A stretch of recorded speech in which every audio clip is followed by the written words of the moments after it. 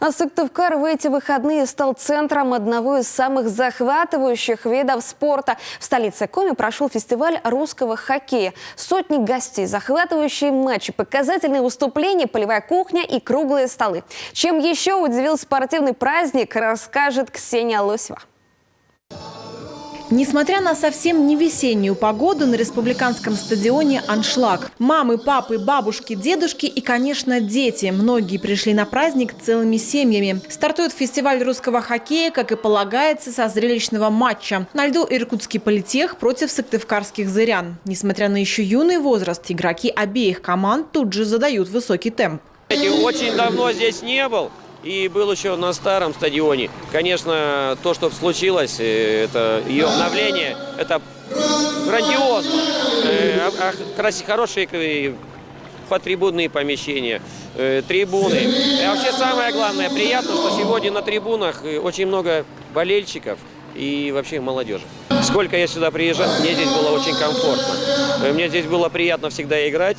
И здесь очень добрые люди. И если за плечами Иркутского политеха уже много игр и выездов, то для наших ребят сегодняшний матч – своеобразная проба пера. Впрочем, с волнением и поставленными задачами зыряне справляются на ура. Помогает поддержка родных трибун. У нас был сегодня очень хороший настрой, потому что ребята все хотели показать себя и выступить, как бы скажем, показать все свои лучшие качества. И я думаю, что игра получилось достаточно интересным. Итоговый счет 6-2 в пользу сыктывкарцев. Впрочем, проигравшим здесь себя сегодня не чувствует никто. Лучший игрок матча Андрей Куликов признается, выходить на такую арену готов чуть ли не каждый день. Только так можно добиться поставленных целей. Главная мечта хоккеиста – однажды попасть в сборную страны. Отец поставил на коньки в 5 лет. В деревне мы катались на озере. Погода внесла коррективы конкретно. Мы надеялись играть по льду. Ну, видите, как получилось. Снег присыпал, и играли верхом. Ну, игра, в принципе, мне понравилась. Политех молодцы, нас с победой. Сразу после студенческих команд на лед выходят самые маленькие воспитанники детских спортивных школ города. Ребята к стартам готовились не менее серьезно, а потому показывают достойную игру. В это же время на другом конце стадиона разворачиваются другие нешуточные страсти – хоккей в валенках. Правила приближены к дворовым, а потому понятны каждому.